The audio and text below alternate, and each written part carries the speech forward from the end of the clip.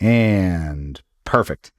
Oh, hey, I was just starting a brand new journey of building up infrastructure in a metropolis before unchecked growth and overpopulation inevitably ruin everything. I have the most normal hobbies. Now I know what you're thinking. But I don't have a graduate degree in urban planning. How am I supposed to build an intricate network of roads to satisfy the ever-growing transit demands of the populace? Well, quit your whining. This is how.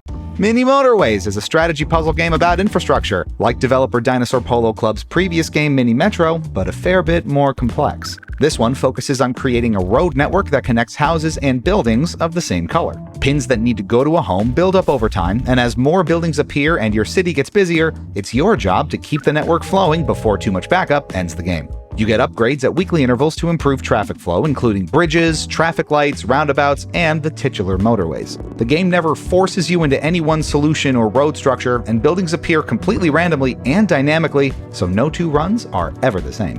Gameplay is incredibly fun, largely because it's up to your own ingenuity to figure out how to keep everything connected efficiently without the whole network falling apart. Maybe you'll have multiple buildings share the same motorway, maintain multiple isolated routes, scrap an entire neighborhood and start over. There's no right or wrong answer. This constant search for optimization, striving to keep things organized as the complexity grows and resources get scarce, is genuinely addictive.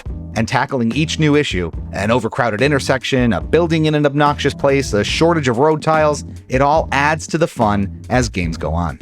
The level of variation in the modes and objectives then elevate this gameplay loop beyond those addictive basics. If you fail during normal gameplay, you have the option to continue in endless mode, where your world keeps growing based on population milestones. Expert mode, meanwhile, makes your road and upgrade placements permanent, so you'd better get it right the first time. Many different cities are available to explore, each with their own unique quirks, like mountains that require tunneling, trains that block cars, and various bodies of water. Each city has a unique set of challenges with their own individual leaderboards, and rotating game-wide challenges appear on a daily and weekly basis with a huge pool of conditions to pull from. Working within these constraints forces you to think differently about how you build out your network, whether it's getting all your road tiles up front and budgeting as you go, or working without helpful upgrades like motorways. There's so many ways to play, and they're all built upon excellent fundamentals. Which is good because games can get very busy, and the minimalist presentation helps keep chaotic late-game activity about as manageable as can be when there's this much on screen at once.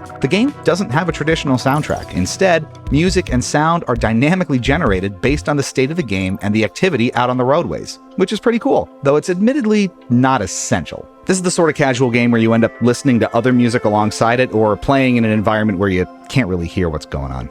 So while there's very little to complain about, there are a couple hiccups, like the challenge of seeing buildings backing up when things get crazy. What is happening here? And the fact that some upgrades like traffic lights can often cause more harm than good, even when used properly. That said, the biggest sticking point, if there really is one, is probably how gameplay starts. Games can last a long time, 15 to 20 minutes or more per session, and it takes a while for the gameplay to ramp up and start feeling engaging. The first 5 to 7 minutes are always slow, and with no way to really accelerate out of this beginning stage, the first few weeks in classic mode are always pretty boring. Once it gets going though, it's hard to beat the truly addictive gameplay loop that is Mini Motorways. The chase to grow your city, solve traffic problems, and maintain your infrastructure seemingly never gets old, and the amount of map and objective variety on offer is really impressive. Despite how demanding the late game can get, this is a very well-designed strategy game that's accessible and fun no matter where or how you play it. So when you put it all together, Mini Motorways gets 4.5 Gloobies out of 5. It's an excellent example of rock-solid gameplay refined to its full potential, a canvas for creativity that entertains and challenges in very satisfying ways. Mini Motorways is available on Nintendo Switch, PC, macOS, iOS, and tvOS. I know. Apple Arcade. Thanks so much for watching. Stay fresh, cheese bags. We'll catch you back here real soon.